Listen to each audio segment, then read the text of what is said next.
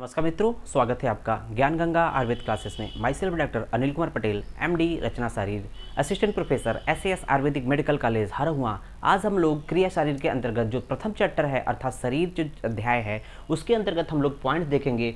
Mutual relationship between त्रिगुण, त्रिदोष एवं पंचमहाभूत। अर्थात जो त्रिगुण होते हैं, त्रिदोष होते हैं, पंचमहाभूत होता है, इसका परस्पर में क्या संबंध है।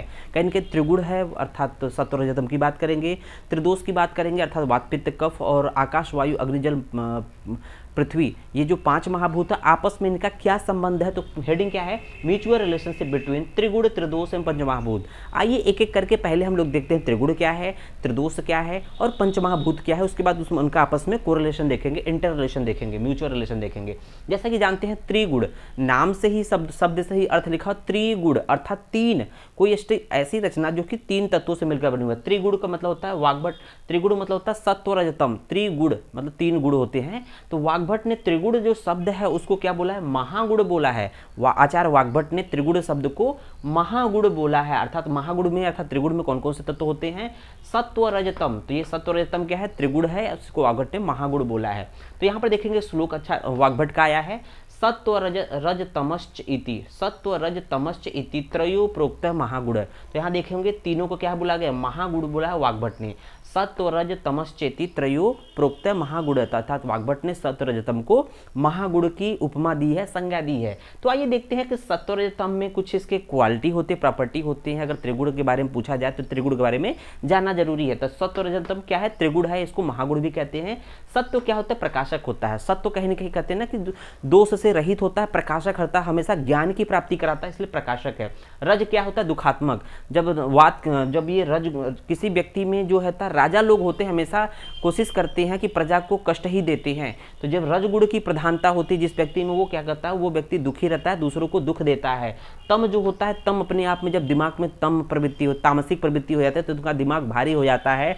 अर्थात हम लोग देखते हैं जब कभी भी हम लोग नॉनवेज या कुछ ऐसी गरिष्ठ चीजें खा लेते हैं तो हमारा मन मस्तिष्क जो होता है भारीपन हो जाता है, कहता है कि सोने की प्रवृत्ति होती है, अर्थात भारीपन होता है, गुरु होता है। फिर देखेंगे लघु, सत्व क्या है, लघु है। सत्व जो होता है, सत्व जिसके पास रहेगा, जो सात्विक प्रकृति का होता है व्यक्ति, उसका दिमाग लघु होता है, वो बिल्कुल ही अच्छे कार्यों को करता है। और जो रज होता है, प्रवर्तक होता है। रज जो होता है हमेशा किसी भी कार्य को तेजी से करने के लिए एक तरह से प्रेरित करता है, प्रवर्तक होता है। जो तम होता है, आवरक।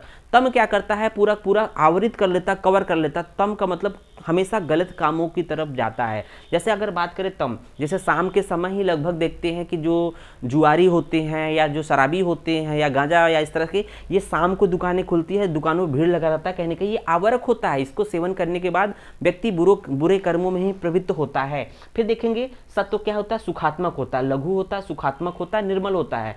लघु अर्थात सुखात्मक अर्थात सुख देने वाला होता है, और निर्मल होता है अर्थात स्वच्छ माइंड होता है, अर्थात दूसरों हमेशा जो भी कार्य करेगा अच्छा कार्य करेगा। ज्ञान संगीन, जिसमें सत्वगुण की प्रधानता होती है उस व्यक्ति में ज्ञान अच्छा होता है और अदोष होता है, इसमें कोई दोष नहीं होता है। और देखेंगे रज क्या होता है, दुखात्मक होता है। तो रज की प्रवृत्ति से क्या होता है, व्यक्ति दुखी रहता है या दूसरे को दुखी करता है। राजा क्रोधित होता है तो प्रजा को दुखी जरूर करता है। प्रवर्तक होता है अर्थात राजा उत्साहित होता है तो अच्छे अच्छे कार्यों को करता है, मीन्स राजा सोचता है कि जल्दी से उस कार्य को करते हैं। था प्रवर्तक करता है। उपस्तंभक अर्थात ये एक तरह से आधार होता है। और चंचल, और रज मतलब चंचलता, मस्तिष्क तेज होता है और चंचल होता है। कर्म संगीन अर्थात जब रज की प्रवृत्ति होगी तो कर्म बहुत तेजी से करता है। और सदोष अर्थात दोष से युक्त है। देखेंगे यहाँ पर सत्व क्या था, अदोष था। रज क्या है, सदोष है। तम भी सदोष है। तो देखेंगे यहाँ तम क्या है, गुरु है। आवरक है, प्रतिबंधकत्व है, नियामक। तो ये रेगुलेट करता है, नियामक होता है। और अज्ञान, और तम की वजह से व्यक्ति का ज्ञान मूढ़ हो जाता है, मूर्ख व्यक्ति रहता है। दारू शराब पीने के बाद व्यक्ति सोता ही है, गलत कार्य करता है। इस तरह से हम लोगों ने सत्व रजतम के बारे में देख लिया। अब आइए देखते हैं कि अगर सिंपली यहाँ पर बोला गया है कि त्रिगुण की बात कर लिया, त्रिदोष की बात करते हैं। त्रिदोष को वात पित्त कफ जैसा कि जानते हैं, इससे पहले हम लोगों ने दोष की उपमा दिया था। शारीरिक दोष, त्रिदोष का कहने का मतलब सिंपल शारीरिक दोष की बात कर रहा है, अर्थात वात पित्त कफ को हम लोगों ने त्रिदोष की उपमा दी है।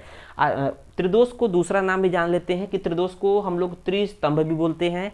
जिस तरह से जैसे कोई मकान होता है, छत होता है, स्तंभ पर टिका रहता है, उसी तरह से इन्हीं वात पित्त कफ पे हमारा शरीर टिका हुआ, अर्थात शरीर का श्वास जो होता है इन्हीं वात पित्त कफ पे डिपेंड करता है। वात पित्त कफ की साम्यावस्था में शरीर की स्वास्थ्य मेंटेन होती है, शरीर धारण करता है और विकृतावस्था में शरीर को नाश करता था, दूषित करता है। तो इसका मतलब कि इसको त्रिस्तंभ और त्रिस्थूण भी कहते हैं। तो ध्यान रखिएगा, त्रिदोष का दूसरा नाम त्रिस्तंभ और त्रिस्थूण है। फिर देखते हैं कि पंचमहाभूत, तीसरा पॉइंट है पंचमहाभूत। तो पंचमहाभूत को हम लोग देखते हैं 5 महाभूत है, अर्थात आकाश, वायु, अग्नि, जल, पृथ्वी। अब इसको देखते हैं कि भाव प्रकाश ने भी पंचमहाभूत का नाम दिया, लेकिन उसको व के नाम से दिया। जैसे उन्होंने कहा आकाश अ से है, वायु व से है, अग्नि अ से है, जल ज से, पृथ्वी प से शुरू है। लेकिन भाव प्रकाश ने वकार शब्द, वकार का मतलब यहाँ शुरुआत व से शुरू होगा। तो देखेंगे वियत मतलब आकाश, वायु मतलब वायु, वहनी मतलब अग्नि, वारी मतलब जल, वसुंधरा मतलब पृथ्वी। तो कहते हैं वियत वायु वहनी वारी वसुंधरा। इसका मतलब जो भाव प्रकाश ने जो महाभूत का नाम दिया वकार से दिया, अर्थात वियत वायु वहनी वारी वसुंधरा। तो ये पंच महाभूत है। आइए अब देखते हैं कि जो हम लोग का हेडिंग था म्यूचुअल रिलेशनशिप बिटवीन त्रिगुण, त्रिदोष एवं पंच महाभूत। तो यहाँ पर हम लोगों ने वात पित्त कफ को दर्शाया है। अब यहाँ देखेंगे पर्टिकुलर किसमें इसका भौतिक कंपोजिशन या वात किस महाभूत से बना है, या उस वात को प्रकोप करने वाले जो शामक है या वात को समन करने वाले जो महाभूत है उसके बारे में बात करेंगे। तो सबसे पहले देखते हैं कि वात किन महाभूत से बना हुआ है। या आकाश प्लस वायु। जो वात होता है लघु होता है। वात क्या होता है? लघु होता है। वात क्या होता है? लघु। वात का गुण क्या है? लघु गुण होता है, हल्का होता है। तो यहाँ देखेंगे आकाश लघु महाभूत होता है, लघु से होता है, और वायु भी लघु है। तो आकाश प्लस वायु से वात मिलकर बना, इन दोनों के मिल से वात बना हुआ है। पित्त का जो है, पित्त किससे मिला बना हुआ है? यहाँ पर पित्त जो है अग्नि प्लस जल प्लस अग्नि। सिंपली हम लोग देखते हैं कि यहाँ पर अग्नि है, किसी आचार्य ने अग्नि प्लस जल भी माना है। तो यहाँ पर अग्नि प्लस जल भी मान लेंगे। तो किसी आचार्य ने अग्नि प्लस जल माना है, क्योंकि पित्त क्या होता है? शरीर में द्रव के रूप में होता है। पित्त या जो डाइजेस्टिव जूसेस होती हैं उसमें कुछ लिक्विड फॉर्म होता है, जो लिक्विड नेचर होता है ड्यू टू प्रेजेंस ऑफ जल। लेकिन जो उसकी तिछड़ता होती है, उसकी तेज होती है, जो जलन होती है, जिसकी वजह से पाक होता है, अग्नि होता है, अर्थात अग्नि महाभूत।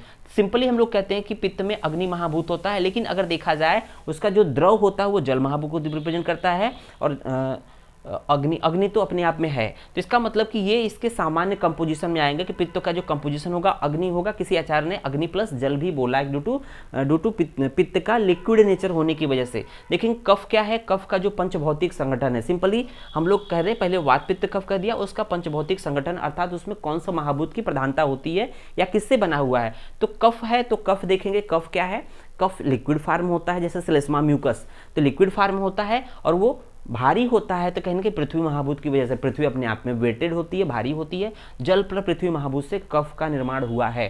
तो ये अगर ये सामान्य है, अगर इसमें यही चीज मात्रा बढ़ेगी, अगर मान लीजिए आकाश प्लस वायु की मात्रा, वायु का पंचभौतिक जो गुण होता है बढ़ता जाए तो ये वात गुण बढ़ेगा, वात का प्रकोप होगा। उसी तरह से इसलिए दिया है महाभूत ब्रैकेट में प्रकोपक, अर्थात इसका जो बना है इन्हीं तत्वों से बना है, लेकिन ये मात्रा बढ़ेगी तो इसका प्रकोप होगा। प्रकोप का मतलब हो जाएगा दूषित करेगा और इसकी मात्रा अल्टीमेट बढ़ेगी।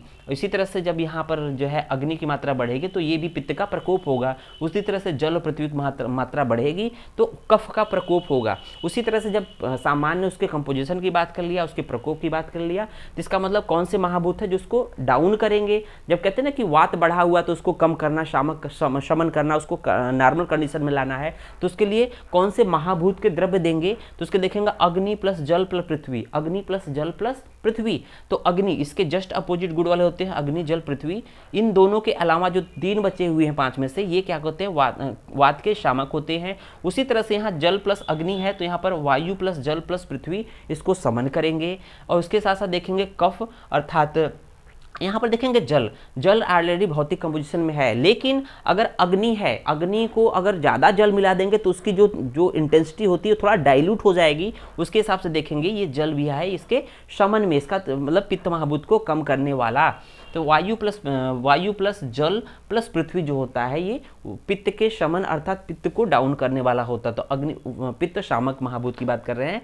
फिर कफ के शामक महाभूत में देखेंगे आकाश वायु अग्नि, अर्थात इन दोनों के अलावा 2 बचा हुआ पार्ट है, आकाश वायु अग्नि है पित्त कफ का शमन करेगा। और देखेंगे त्रिगुण से संबंध, अभी हम लोगों ने वात पित्त कफ त्रिगुण त्रिदोष की बात किया, उसमें देखेंगे पंचमहाभूत कौन जो होते हैं उसके भौतिक कंपोजिशन में होते हैं या सिंपली उसी की मात्रा अगर बढ़ जाएगी तो वो पंचमहाभूतों के प्रकोपक होते हैं अर्थात उसको प्रकोप करेंगे, बढ़ाएंगे। लेकिन कुछ महाभूत ऐसे होते हैं जो कंपोजिशन में होते हैं उसके जस्ट अपोजिट जो महाभूत होते हैं वो क्या करते हैं, शामक होते हैं अर्थात उसकी जब बढ़ी हुई मात्रा को घटाएंगे। तो एक तरह से चिकित्सा के पॉइंट ऑफ व्यू से वेरी वेरी इंपॉर्टेंट है कि हम लोग जो चिकित्सा देते हैं, चिकित्सा कर्म करते हैं, जो औषधि का चयन करते हैं कि पर्टिकुलर किस व्यक्ति में किस दोष का इन्वॉल्वमेंट है, उसी के जस्ट विपरीत हमें पंचमहाभूतों के बेसिस पे या फिर वात पित्त कफ के बेसिस पंचमहाभूत के बेसिस पे हम लोग देखते हैं कि किस द्रव्य को देना चाहिए जिससे कि पर्टिकुलर दोष को हम लोग साम्यावस्था में ला सके।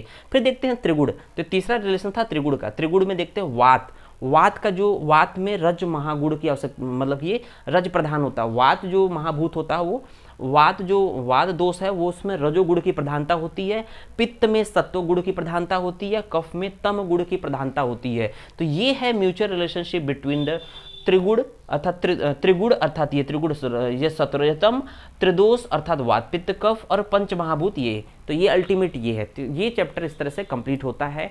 धन्यवाद।